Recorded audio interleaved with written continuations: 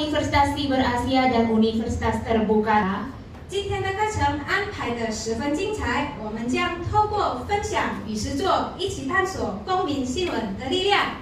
也感谢大家抽空出席，也希望今天能让大家收获满满，不仅获得新知识，也能交到很多新朋友。 Dan tentu saja kita senang banget nih ada kalian semua yang hadir di tempat ini. Dan tentu saja kita harapkan supaya materi-materi kita itu juga bisa memberikan ilmu yang bermanfaat dan kalian sendiri juga bisa kenalan sama teman-teman baru. 我们也非常感谢今天特别来到现场的长官。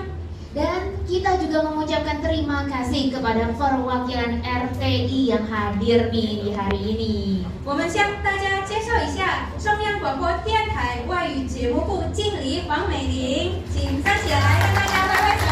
Yang pertama adalah divisi manajer divisi bahasa asing RTI Huang Meining. 还有中央广播电台的外语部副理 Patty。 Kemudian wakil manajer divisi bahasa asing RTI yaitu Patty Lin. 接下来呢，中央广播电台的亚洲语言组长洪彩清。 Dan kepala divisi bahasa asing yaitu Monica Hong. 还有在线上的印尼中工大学的服务主任Fadil Rashidin Paniduri 以及亚洲网络大学副校长 Insinyur Abdul Wahab Bangkona。 Dan kemudian nih juga hadir bersama kita tapi secara online ya. Jadi via online itu adalah Wakil Rektor Bidang Kemahasiswaan dan Kerjasama dari Unsia yaitu Insinyur Abdul Wahab Bangkona serta Ketua Sentral Layanan UT Taiwan Fadil Rashidin Parinduri. 最后呢，欢迎我们的讲师 Aubrey Fanani 以及其他的印尼主持人。 Dan kemudian ada pembicara kita yaitu Aubrey Fanani serta teman-teman atau kakak-kakak penyiar RTI-SI. 接下来呢，我们邀请贵宾致辞。首先，请亚洲网络大学副校长 Insinyur Abdul Wahab Bangkona 以视讯的方式呢，与大家打声招呼。 Dan pertama-tama kita undang Insinyur Abdul Wahab Bangkona MSc selaku Wakil Rektor Bidang SDM Kerjasama dan Kemahasiswaan Universitas Siber Asia yang sudah tersambung ya melalui video call untuk memberikan kata sambutan. Kita mungkin bisa langsung aja ya dan tepuk tangan untuk semuanya.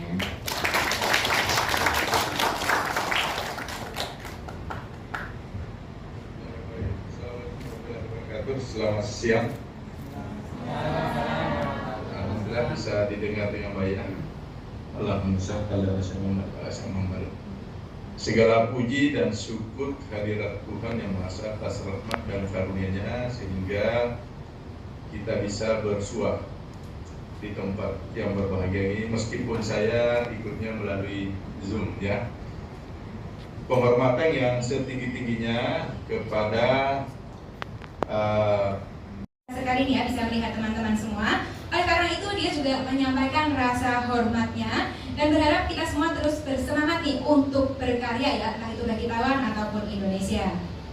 所以呢，今天看到大家特别有感触，所以今天一定要来到现场呢，跟大家加油。好，那也希望大家呢今天可以满载而归，因为现在的公民记者呢，其实是比一般的媒体记者还更能够发挥影响力。 Dan tentu saja karena untuk wartawan citizen journalism, terutama di masa modern, di masa sekarang itu tentunya memiliki pengaruh yang lebih besar daripada wartawan di media-media yang tradisional seperti itu. 首先，我想特别跟大家说的是呢，各位来到台湾，不远千里，离开家乡来到这边，其实大家无论你们是来工作，或者是来学习专业的知识。 我想更重要的是，各位把你们的丰富精彩的 citizen journalism atau jurnalistik warga. Tapi sebelum kita masuk yang teknis ya, nanti bakal dibahas sama Kak Cindy juga Kak Linda. Kita bahas dulu soal jurnalisme hari ini. Jadi apa yang dihadapi dunia jurnalisme hari ini? Pertama tentu saja dunia digital. Kemudian ada yang namanya homeless media dan juga pastinya hoax. Nah, jadi di sini materinya lebih ke bentuknya literasi media ya. Sebelum kalian memproduksi berita, sebelum kalian mengenal etikanya atau teknisnya, kalian harus ngerti dulu sebenarnya jurnalisme hari ini tuh seperti apa gitu ya. Kalau kalian ada yang kurang mengerti atau yang mungkin skip gitu saya jelasinnya, boleh angkat tangan gitu ya, langsung aja interupsi karena mungkin kalau nantinya suka kelupaan gitu ya. Oke, kita langsung ya. Jadi sebenarnya hari ini dari mana sih kita dapatin berita? Pertama itu media tradisional gitu ya, seperti radio gitu, radio Taiwan itu bentuk tradisional. Meskipun akhirnya mereka punya bentuk podcast atau online, tapi masih dikategorikan tradisional. Terus juga surat kabar dan juga ada televisi. Televisi itu juga digolongkan sebagai bentuk tradisional. Kemudian ada digital jurnalisme seperti online news. Kalau kalian buka berita online, misalnya kalau di Indonesia ada detik.com atau kompas.com dan segala macam, itu golongannya di digital jurnalisme. Dan digital jurnalisme ini bentuknya banyak sekali variasinya. Dan yang ketiga, mungkin sebagian besar kalian mengonsumsi media atau berita itu dari sosial media. Siapa yang di sini kalau cari berita dari sosial media? Banyak ya. Rata-rata pakai apa? Instagram, terus TikTok. Oke. Terus kalau nyarinya gimana? Kalian bikin keyword atau gimana? Keyword ya. Oke. Jadi misalnya gimana nih? Bu, boleh cerita salah satu, boleh angkat tangan cerita gimana cara cari berita di media sosial. Ada yang mau sharing? Gak ada yang salah, gak benar? Oke, boleh. Kamu? Siapa namanya? Kenalin dulu. Halo, perkenalkan nama saya Hana. Jadi saya tipe yang sangat sosial media sekali ya, pengguna media sosial, dan saya yakin teman-teman di sini pun pasti demikian. Iya, jadi bagaimana kita mencari informasi itu kita ada beberapa platform. Kalau saya sendiri pribadi itu seringnya menggunakan Instagram dan kadang-kadang juga TikTok. Jadi kita tinggal di mesin pencarian, kita ketik saja hashtag yang memang kita ingin cari, lalu di situ akan muncul beberapa tagar-tagar dan itu akan memunculkan berita-berita yang memang kita cari. Ataupun ada sekedar tambahan karena sekarang zamannya AI, betul. Nah, jadi kalau untuk saya sendiri sekarang lebih suka juga mengulik AI. AI pun itu terkadang juga up to date, cuman beberapa memang kita harus mengkonfirmasinya apakah ini beritanya up to date atau tidak, seperti itu. Oh gitu ya. Terima kasih atas sharingnya.